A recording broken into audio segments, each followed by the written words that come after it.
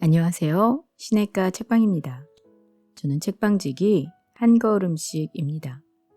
오늘은 지난 시간에 이어 김호경님의 씬과 함께 중에서 부스러기 같은 인생도 아름다워라, 페이지 터너, 페이스메이커, 슈퍼스타 감사용을 정리해 드리도록 하겠습니다. 누구에게든 인생의 어느 순간 한 번은 빛나는 시간들이 있습니다. 그 시간들은 힘이 되고 위로가 되어서 고단한 삶을 견디게 하고 다시 한번 그 영화를 누리고 싶다는 희망을 품게도 하기 때문입니다. 그러므로 빛나는 시간을 잃은 사람의 비참한 심정은 종종 자신의 삶뿐만 아니라 다른 이들의 삶을 망치는 원인이 되기도 합니다.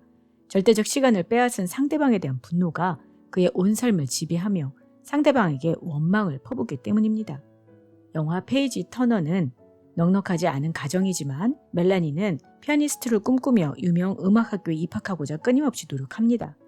그러나 입학시험 당일 심사위원장인 아리안이 시험 도중에 팬에게 사인을 해주면서 멜라니는 집중력을 상실하고 시험에서 떨어집니다. 자신이 꿈꾸던 빛나던 순간을 잃게 되자 그녀는 입학시험에서 떨어졌고 원하는 삶을 살지 못하게 되었습니다. 영화는 10년이 흐른 뒤에 멜라니의 이야기로 이어집니다. 멜라니는 아리안의 남편 회사에 인턴으로 취직하고 그것을 인연으로 아리안의 아들을 돌보는 아르바이트를 할 기회를 얻습니다. 아리안의 집에 들어간 멜라니는 그녀의 아들에게 무리하게 피아노 연습을 시키는 한편 피아니스트인 아리안의 페이지 터너, 즉 악보 넘겨주는 사람이 됩니다. 교통사고 후 신경이 매우 예민해진 아리안은 페이지 터너인 멜라니에게 의지해서 무대 공포증을 이겨나갑니다. 아리안이 멜라니에게 의지하게 하는 것, 그것이 바로 멜라니의 복수입니다. 아리안이 멜라니에게 좋아하는 감정을 가지게 되는 지경까지 이릅니다. 아리안이 멜라니에게 의지하는 시점에서 멜라니는 아리안의 무대에 서지 않아 아리안이 영주를 망치게 하고 아리안을 떠납니다. 아리안의 남편은 자신의 부인이 멜라니에게 가졌던 감정을 알게 되고 아리안의 가정은 파국을 맞이합니다. 영화의 중심에서 영화를 지배하는 것은 악보를 넘기는 사람이 전체 연주를 망칠 수 있다는 호로비치의 말입니다. 영화의 제목으로도 쓰인 페이지 터너는 소위 숨어 있어야 하는 존재입니다. 페이지 터너는 다른 사람을 빛나게 할 수는 있지만 자신은 절대 빛나면 안 되는 존재입니다. 페이지 터너는 쓸쓸하고 외로운 시간을 보내야 하는 사람입니다. 멜라니가 견딜 수 없었던 것은 바로 이것입니다. 멜라니에게 아리아는 빛날 수 있었던 자신의 시간을 빼앗아간 사람이며 자신만이 받아야 하는 박수를 가로챈 사람입니다. 자신의 것이 될 수 있을 영광을 대신 누리는 아리안에 대한 분노는 절제된 상태로 영화 내내 불안한 기운을 불어넣습니다. 자신이 살고 싶은 삶을 살 수 없다는 억울함, 남의 그늘에 보조적인 역할을 맡아야 한다는 서글픔, 자신을 드러낼 수 없다는 기막힘, 이 모든 것이 멜라니의 삶을 이룹니다. 음악계에 페이지 터너가 있는 것처럼 체육계에는 페이스메이커가 있습니다. 영화 페이스메이커는 마라톤에서 선수들의 견인차 노릇을 하면서 30km까지 선두로 달려야 하는 페이스메이커 주만호, 김명민 역에 대한 이야기를 다룹니다.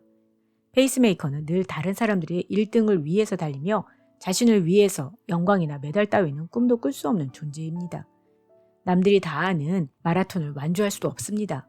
마라토너를 꿈꾸던 만호는 부상과 경제적 사정으로 인해서 페이스메이커로 전환한 뒤 국가대표 선수단에 있지만 별 볼 일 없이 남의 뒤치다거리나 하는 존재일 뿐입니다. 늘 다른 사람을 위해서 뛰어야 하는 만호의 꿈은 언젠가 자신만을 위한 레이스를 하는 것입니다. 발의 상태가 점차 나빠지는 것을 알게 된 만호는 마지막으로 런던 올림픽에서 자신만의 레이스를 하기로 결정합니다. 결국 만호는 온갖 어려움을 극복하고 42.195km를 완주합니다. 영화는 만호가 자신의 레이스를 향해 가는 과정을 통해서 남에게 등을 보여주는 삶의 의미를 알게 합니다. 만호가 페이스메이커라도 마라톤을 계속해야 했던 이유는 동생을 뒷바라지해야 했기 때문이었습니다. 영화에서 페이스메이커라는 직업은 동생을 이끄는 형의 삶으로 오버랩됩니다. 그러나 형의 등을 보며 그 등에 기대서 사는 동생의 삶이라고 편할 리 없습니다. 동생이 형에게 자신의 삶을 살려며 불만을 표하는 것을 보면 그렇습니다. 영화의 마지막에 나오는 런던 올림픽의 마라톤에서 지친 만호를 일으켜 세우는 것은 동생의 등입니다. 감독은 우리 모두는 누군가의 페이스메이커일 수 있다.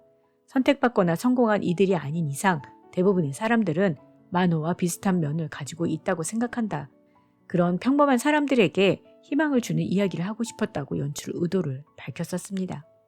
마노는 늘 누군가에게 등을 보여주는 페이스메이커의 삶을 살았지만 실제로 그를 일으킨 것은 친구, 종수의 등이며 동생의 등입니다.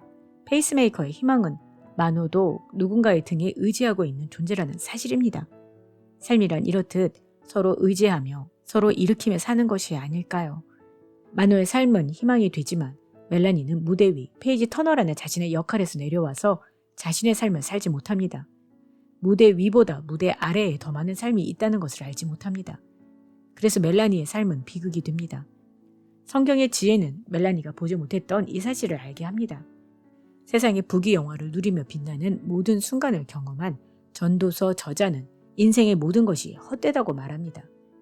그러한 허무 가운데서 찾은 진리가 그것은 각각의 때에 대한 것입니다. 그 때란 어느 인생이든 빛나는 순간만을 가지고 있지 않다는 사실입니다. 그나 나나 모두 빛과 어둠을, 슬픔과 기쁨을, 높음과 낮음을 경험하는 것이 인생입니다. 모두 수고하며 애쓰며 다른 이들에게 등을 보여주며 다른 이들의 등에 기대기도 하며 다른 이들의 악보를 넘겨주며 다른 이들의 도움으로 악보를 보기도 하며 인생은 그렇게 흘러갑니다. 그 인생의 여정에서 빛나는 순간을 보는 기쁨을 누리기도 하며 어느덧 빛이 바래지는 순간을 지나는 슬픔에 빠지기도 합니다. 빛나는 순간만이 아니라 인생의 어느 때인들 아름답지 않은 순간이 없으며 어느 인생이든 귀하지 않은 것이 없다는 말입니다. 결국 인생의 모든 순간은 아름답습니다. 그 아름다운 순간들은 하나님의 은혜입니다.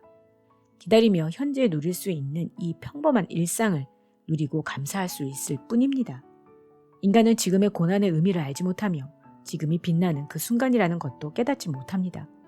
그러므로 인간의 비극은 인생의 비천함으로부터 생기는 것이 아니라 이러한 진리에 대한 무지로부터 생깁니다. 그러니 무엇을 할 것인가? 전도서의 마지막에서 저자는 이렇게 말합니다. 젊을 때에 너는 너의 창조주를 기억하라.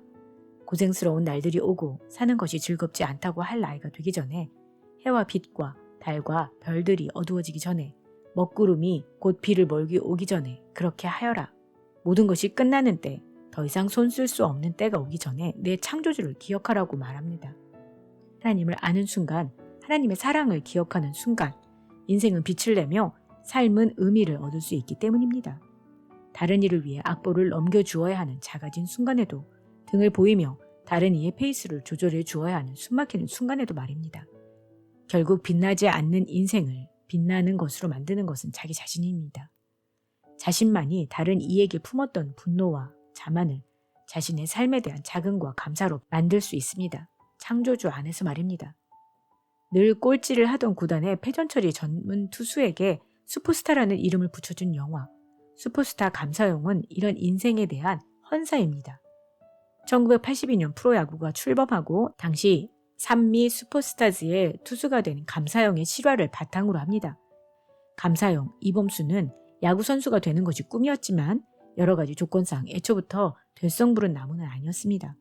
우여곡절 끝에 왼손 투수가 없던 산미 슈퍼스타즈에 투수로 들어갔지만 감사용의 보직은 패전 처리 전문입니다. 말인즉 그에게는 승에 대한 기회가 박탈되었다는 것입니다.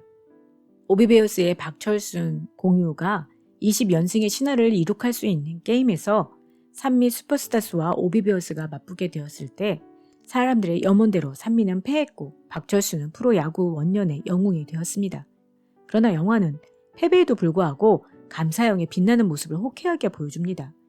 늘 이기지 못했지만 지금도 이길 수 없지만 감사형이 자신의 삶의 중심에 있으며 그 중심에서 다른 이들의 응원을 받으며 스스로의 삶을 만들어 가고 있음을 보여줍니다. 우리 모두의 삶을 어느 한쪽으로 단정 짓는 것은 참으로 미숙한 일입니다. 실패할 때가 있으면 일어설 때도 있을 것이기 때문입니다. 아무 의미가 없어 보이는 시간이 있으면 또한 어느 순간 모든 것이 의미를 되찾는 시간도 있을 것입니다. 남에게 등만 보여주는 남루함에 아파했던 기억이 있다면 어느 때 남의 등을 보고 쫓아오는 이들로 어깨가 무거운 때도 있을 것입니다. 그래서 돌아보면 어느 순간도 소중하지 않은, 빛나지 않은 순간이 없습니다. 하나님 어찌하여 나를 버리시나이까 라고 절규하던 하나님의 아들을 생각해 보십시오. 얼마나 비참하고 얼마나 공고합니까? 그러나 그 순간은 예수의 가장 빛나는 순간입니다. 광풍을 조용하게 하는 순간이나 죽은 자를 살리는 순간이나 빌라도의 군병들에게 모욕을 당하는 순간이나 예수는 늘 빛났습니다. 어느 때이든 한결같이 우리에게 등을 보여주며 우리의 페이스를 조절해 주시는 그 예수를 기억한다면 우리에게 주어진 모든 때를 아름다운 시간으로 만드는 것은 바로 자신이라는 사실도 기억해야 합니다. 그런 하나님은 모든 때를 아름답게 만드셨습니다. 나와 우리 모두를 말입니다.